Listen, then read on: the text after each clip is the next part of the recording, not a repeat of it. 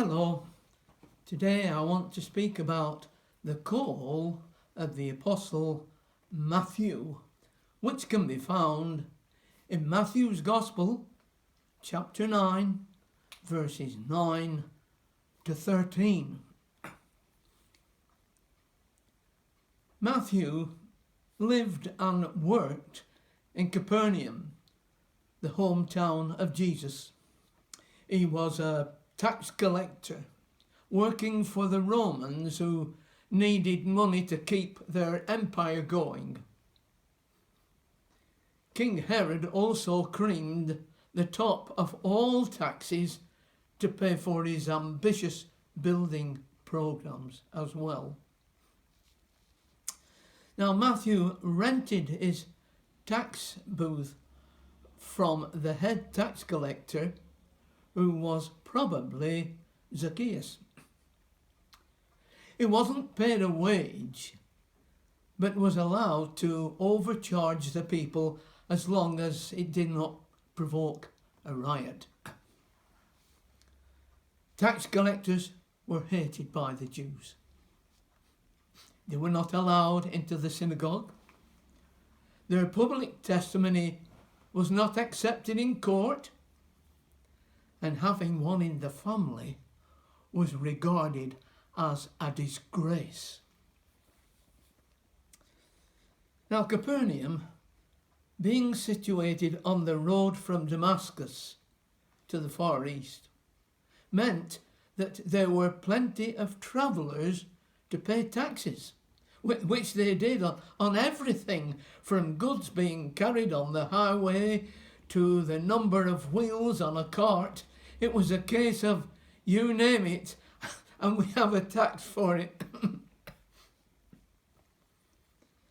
As the amount of fish caught was also taxed, Matthew's booth was placed conveniently on the shores of Lake Galilee to catch the fishermen as they came ashore. Now we look at verse 9 here. And as Jesus passed forth from thence, he saw a man named Matthew sitting at the receipt of custom, and he said unto him, Follow me.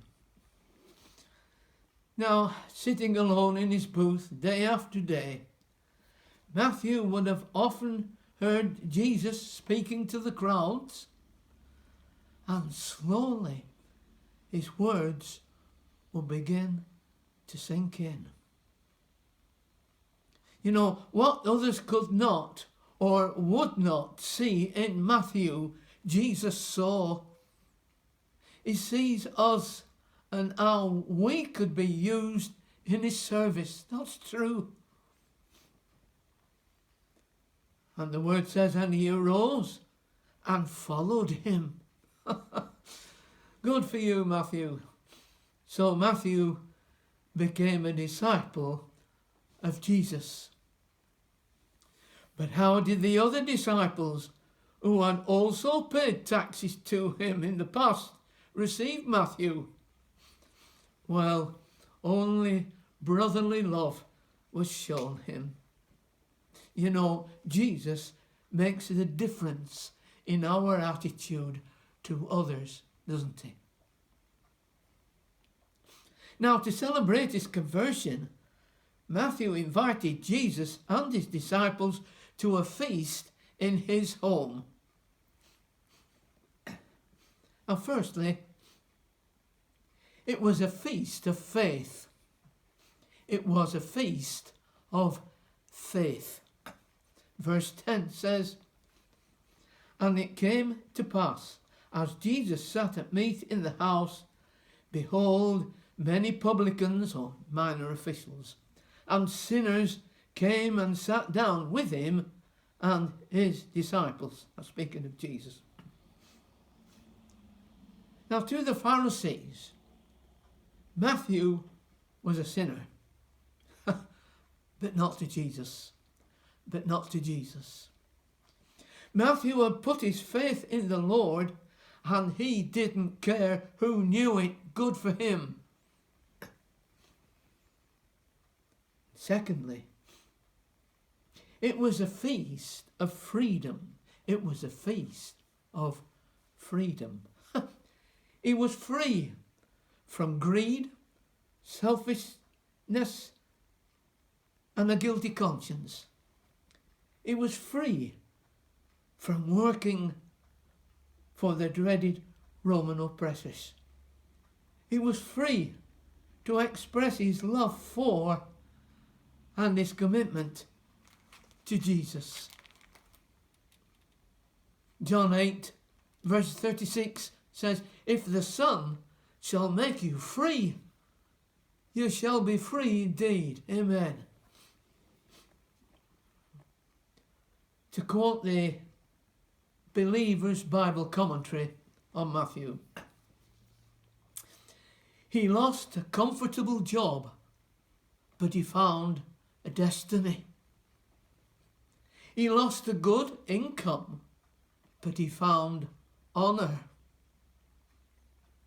He lost a comfortable security, but found the adventure the like of which he had never dreamed. And lastly, it was a feast of farewell. It was a feast of farewell. Matthew was saying goodbye to his old job and saying hello to his new one. Now, he was proficient in bookkeeping and writing. He was well versed in Hebrew, Greek, Aramaic, Latin through dealing with the Romans.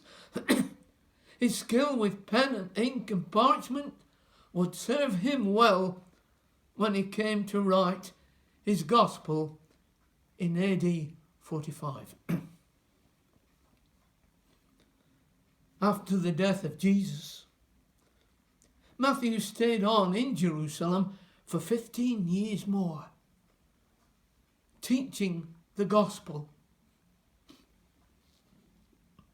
Tradition has it that Matthew died a martyr's death in Ethiopia.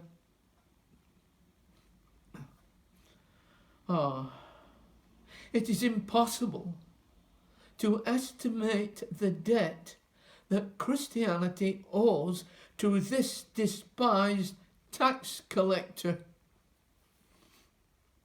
John Bunyan, author of Pilgrim's Progress, wrote, "I have often thought, if only I could have heard Jesus when he called Matthew, oh, how I would have called out, 'Oh Lord, call me.'" And I close with this little verse.